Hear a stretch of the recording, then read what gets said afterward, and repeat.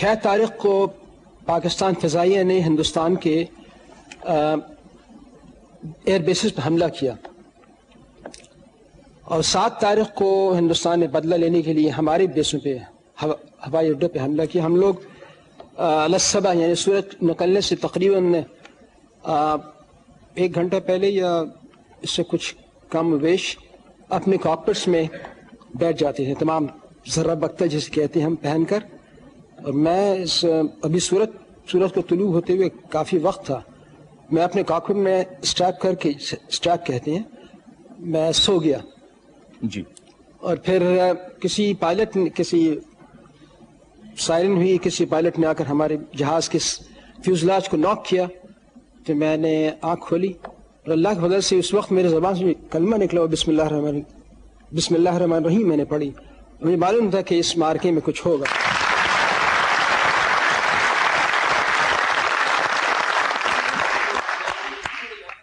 ہم ٹیک آف کر گئے اور اپنے اڈے پہ چکر لگانے لگے, اور اسی دوران میرے خیال دشمن کے جہاز اوپر اٹھ, نیچے سے پرواز سے اپنے آپ کو اوپر کھینچا, اور تمام اینٹی ایئرکرافٹ گنز, یعنی ایک عجیب منظر ہے, وہ دیکھنے کے قابل ہے. کوئی 100 گنز ہوتے ہیں, ان کے پائرو ٹیکنیکس, ڈفرنٹ کلرڈ منیشنز ہوتے ہیں, وہ فائر کرنے لگے. تو مجھے وہ 4 جہاز نظر آئے جی. 2 جہاز نظر آئے. اچھا. راکٹس مارا اور پھر اپنے سرحد کی طرف دوڑنے لگے.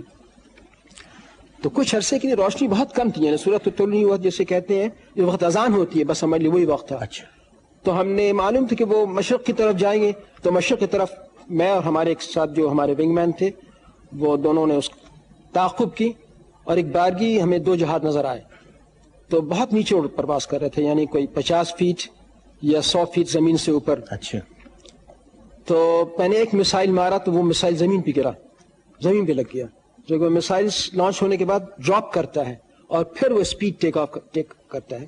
بہرحال دوسرے یہ سرگودا کے ہوائی اڈے کے ارد گرد ہائی ٹینشن وائرس ہیں, ان کی یہ تقریباً 100-150 فیٹ ہوتی ہیں.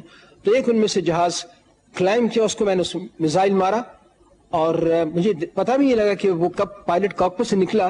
جب اس کے قریب سے میں گزرا دیکھا کہ وہ پائلٹ کاکپٹ میں نہیں ہے, اور اس کے جہاز کے ارد گرد آگ لگی ہوئی ہے, اور دوسرے بقیہ جو 4 جہاز تھے وہ نظر نہیں آئے.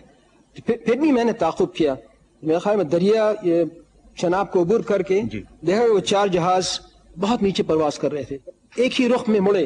عموماً اگر پیچھے سے کوئی حملہ کر رہا ہو تو جہاز سپلٹ کرتے ہیں, 2 جہاز کسی اور طرف, ایک جہاز ایک طرف, تاکہ دشمن کو سینڈوچ کر سکتے ہیں ہم, یعنی ایک جہاز پیچھے لا سکیں.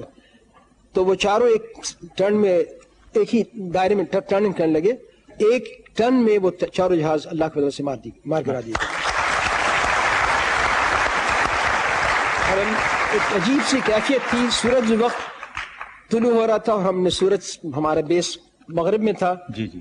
اور ہمیں یہ معلوم ہے کہ یہ کہوں گا بار بار کہ ہمیں کبھی پشیمانی ہوتی ہے لوگوں کے سامنے آنے میں, چونکہ کسی ایک خاص فرد کو, خواہ وہ فوج سے ہو یا فضائیہ سے ہو یا بحریہ سے ہو, اسے چن لیا جاتا ہے, اس میں ایک تقدیر کا ایک ہاتھ ہوتا ہے. To project his force, project his country also. یعنی ہمارے تمام پائلٹس نے, یعنی نسبتاً ہمارے جہازوں کی تعداد تقریباً اس جنگ میں 150 کے قریب تھی, اور دشمن کے پاس 450 جہاز تھے. کبھی جنگ سے پہلے ہم سوچتے تھے کہ ہمارے ہر جہاز کے مقابلے میں 3 جہازوں ہم کیسے لڑیں گے, مگر وہ ایک جوش ہوتا ہے, بلبلہ ہوتا ہے, اور اپنے قابلیت پہ انحصار ہوتا ہے, بھروسہ ہوتا ہے. اور ہم واپس آنے لگے تو ہم نے شکریہ ادا کیا, اللہ کا شکر ادا کیا کاکپٹ میں, کہ یہ اللہ نے ہمیں عزت بخشی, ہم زمین پہ آئے. تو ہمیں ہمارے تمام ہوا بازوں نے اور ایئر مینز جو ہمارے ٹیکنیشینز ہوتے ہیں, ہمیں کانوے میں بٹھا لیا. And that was you can say a new day for Pakistan Air Force, because تمام ایئر فورس میں یہ تشویش تھی, میں بتا رہا ہوں کہ کیسے ہم لڑیں گے. مگر اللہ کے فضل سے اس مارکے کے بعد جنگ کی کیفیت بدل گئی, یعنی ہمارا ہر ہوا باز ایک شیر بن گیا.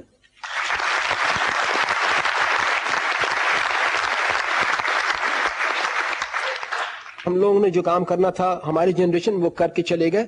اب ایک نئی جنریشن میں جوش و ولولہ ہو کہ آزادی کے لیے, ملک کے عزت و ناموس کے لیے انہی پرانی روایتوں کو پھر دہرائیں.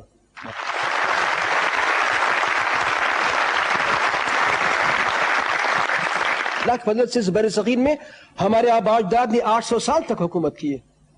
اور ہم یعنی اکثر شاید میں اخباروں میں دیکھتا ہوں, انٹلیکچوئل سرکلز میں دیکھتا ہوں کہ ایک پیسمزم ہے کہ under the present circumstances, I mean, I would say this, کہ one of the leading editors of a journal on 14th August wrote an article, you see, and it was so pessimistic. I wanted to really meet her and say, I have no doubt in my mind that Pakistan's integrity is absolutely beyond doubt. Every nation in the third world faces similar problems. Which nation in the world doesn't face similar problems? Does India face similar problems?